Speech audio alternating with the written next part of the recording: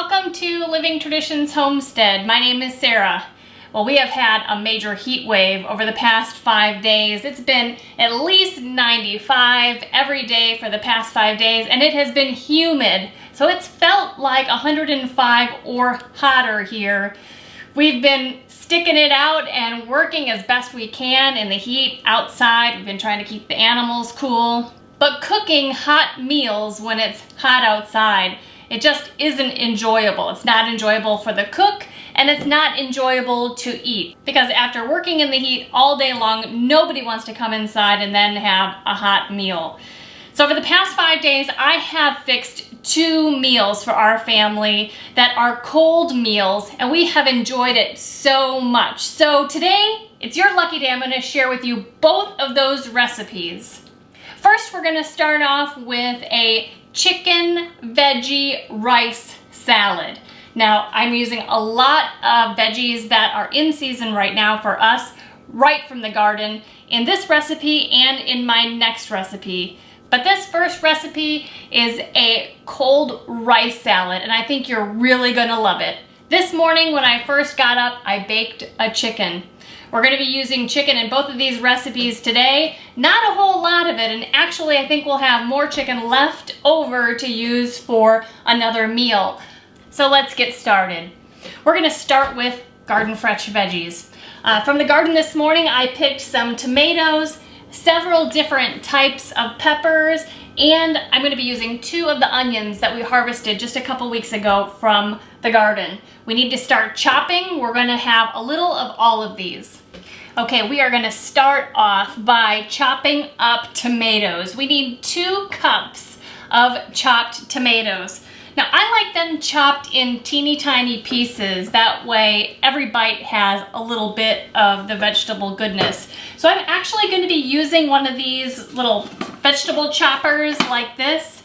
This saves me a lot of time, and I really like how uniform the pieces are. So I'm going to be using this today after I chop these in slices. Another reason why I like these choppers is that they measure for you. When you're done, you can just tap on the counter and it shows you how much of the chopped vegetables you have in there, so you don't even need to use a measuring cup. We actually have these in our Amazon shop if you want to take a look at them, but we really like them. So back to the tomatoes. I'm going to core a couple of tomatoes and get them all chopped up and then add them to my bowl. The variety of tomatoes that we are using today from the garden, these are Jet Setter tomatoes. We have been liking them. We grow the Jet Setter this year as well as the Jet Star tomato for canning diced tomatoes and tomato juice. So just like that, I just put these in small slices, and I'm going to use my chopper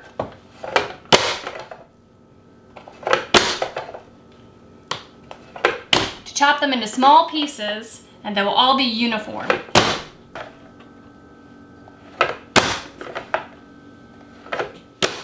There we go. We have 2 cups of tomatoes, diced tomatoes in here. So you just take this off, take out the blade that's in there,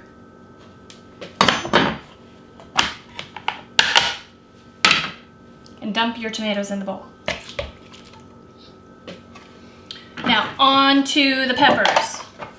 All of these peppers I'm so proud of. They're from the garden. I'm going to be using green bell peppers, some lilac pepper, which is a gorgeous eggplant purple, banana peppers, and some not hot jalapenos called nadapenos. We need 1 cup total of diced peppers. I thought I would just mix them up for color because it'll be absolutely beautiful. So we're just gonna start with the green bell peppers, put in a little bit of all of them. It'll be beautiful.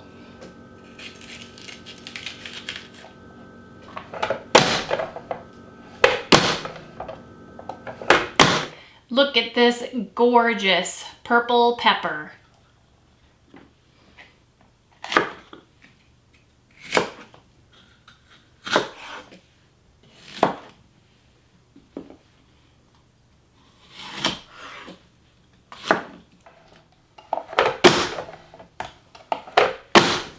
Let's see how close we are to 1 cup.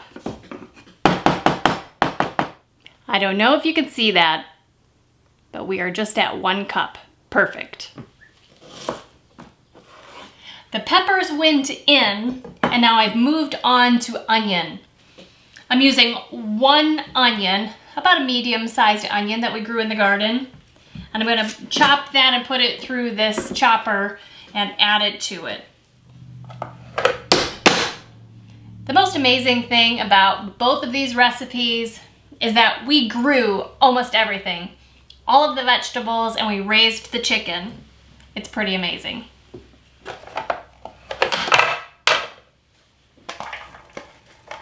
It's just gonna look beautiful. To this vegetable mixture, we're going to add about 1 pint of black beans, or 1 can from the store of black beans, along with 1 can or 1 pint of sweet corn. We're gonna mix that up. This is beautiful.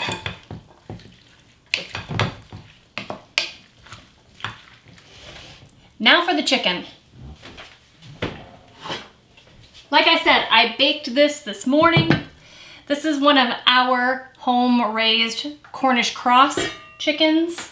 I'm gonna cut out the entire breast, one side of the breast of this chicken, and I'm gonna dice it up and add it to the bowl and mix it in. Now, in the summer, you can roast a chicken or cook a chicken whatever way is easiest for you. You don't have to heat up your house with the oven. You can use a sun oven or use your crock pot. You know, I have been known to use my crock pot outside so that I don't even have the heat of the crock pot in the house. Whatever way makes the most sense to you, go ahead and do it. And meals like this, it's so nice to have just a big chicken cooked either in the refrigerator so you can pull some meat off the bone to make sandwiches. It's just really nice to have prepared meat in the refrigerator on hot days so you don't have to worry about heating up the house every day.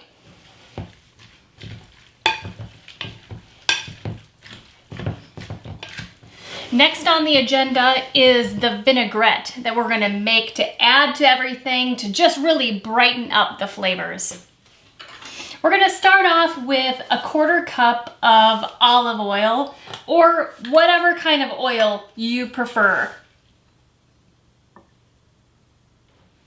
Next, we'll add 2 tablespoons of lime juice. I absolutely love lime juice. And then 1 teaspoon of balsamic vinegar. We're going to add 1/2 teaspoon of salt.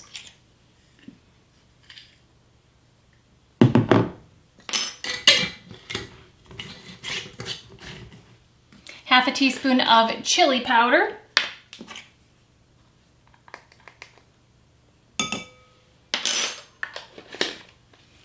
And a 1/4 teaspoon of black pepper. Whisk that all up until the oil and the lime juice and the vinegar are emulsified. Pour that over the veggies and the chicken, and we're going to mix that in.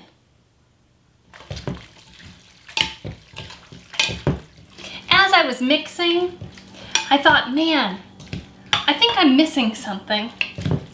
And it dawned on me. I forgot the cilantro. So I'm just gonna take some scissors, some kitchen scissors, and cut up some cilantro. Some people love it, some people don't. So just add as much as you think you would like. At least a couple tablespoons. Now for the final step. I'm gonna grab a bigger bowl because this actually makes a huge amount of food. This would be great at a potluck, you guys. You should try it. Here's my bigger bowl. Into the bowl, I'm going to put the pre-made rice that I did. So this morning, I baked the chicken and I made rice so it had enough time to cool down. You don't want hot rice for this recipe. Whether you just let it sit, whether you put it in the refrigerator, or whether you rinse it with cold water, whichever way works for you. So I'm gonna add in the rice. Now I started with 1.5 cups of dried rice and I cooked that. So this is what came of that. So we're gonna put that in the bowl first.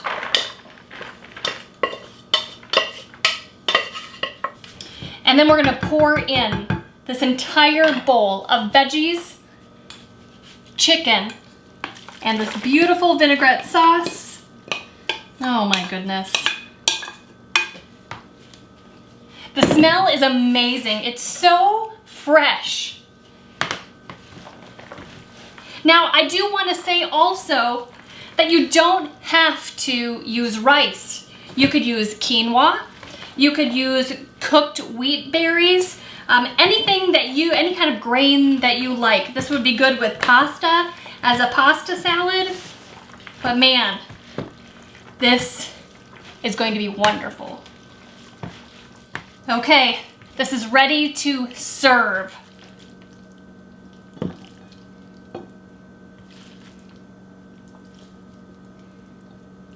Okay, let's see how I did. See if it's good.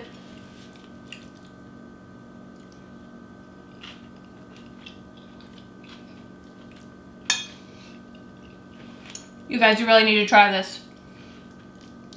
So simple, so fresh. It's like a complete meal. You have your meat, your veggies, your carbohydrates. It's amazing. Okay, you guys, let's move on to the second recipe. The second recipe we're going to be making today is a chicken salsa pasta salad. It comes together really fast and it's very tasty. We're going to start off with some cold pre-cooked pasta. This morning when I was baking the chicken and making rice, I also made some pasta. And after it was finished, I ran cold water over it so that it wouldn't get overdone and so that it would be cold. I added a little bit of oil and tossed it so that the noodles wouldn't be all sticky and sticking together. So we're going to go ahead and add that to our bowl. Then we will add a pint or a can of rinsed and drained pinto beans. We're going to bring back the chicken and we're going to cut the other breast off of that chicken, dice it up, and add it to the bowl.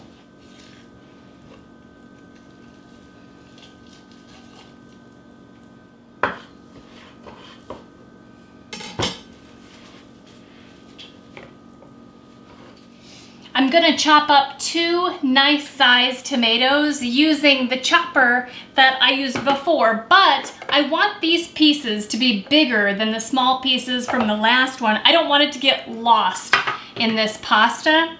So I have switched to the different blade. This has much larger pieces. It's probably 1/2 inch size pieces versus the one I used before, which is probably a 1/4 inch size pieces that it creates. So I'm going to use this for the tomatoes, and I'm also going to use it for more peppers.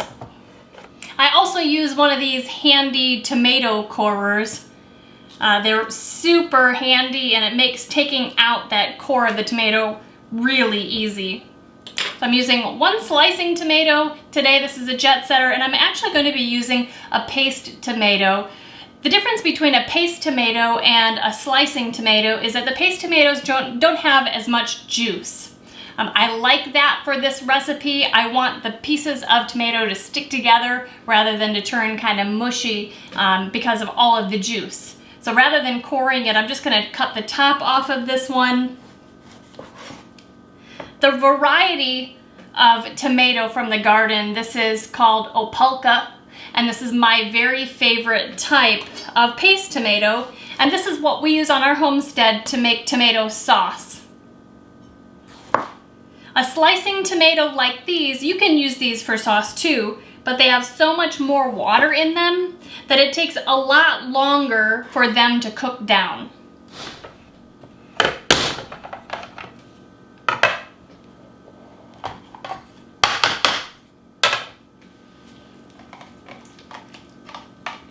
I'm going to do the same thing with more peppers. I'm going to finish the green pepper that we cut before and the lilac bell pepper. I will add 1 banana pepper and 1 of the jalapenos, the not spicy jalapenos, and add that.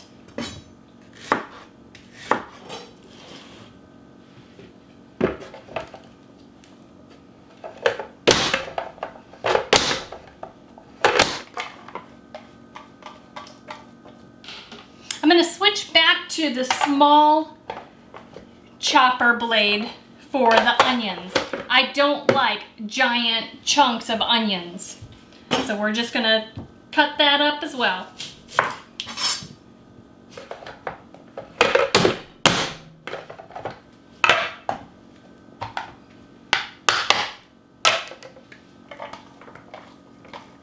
That's it for chopping for today, but we are going to cut in some cilantro.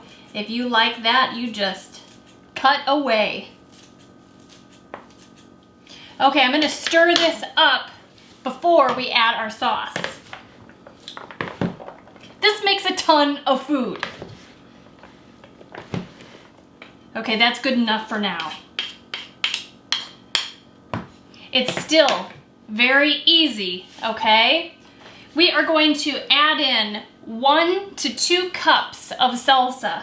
Now this is my homemade salsa from this year.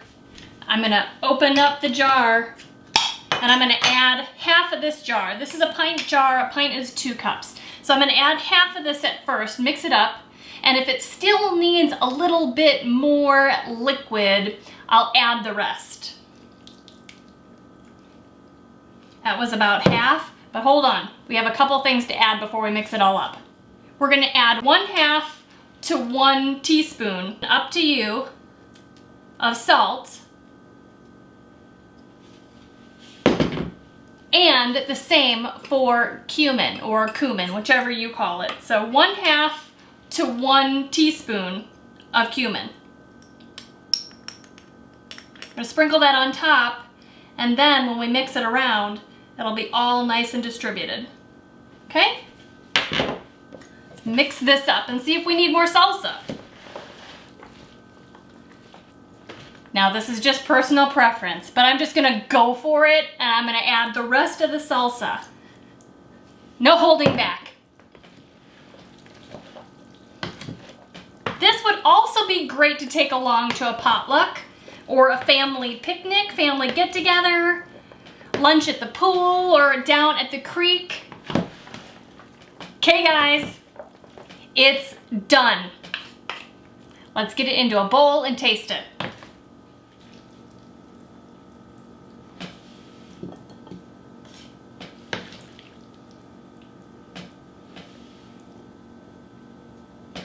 Okay guys, let's try the pasta salad. Recipe number 2.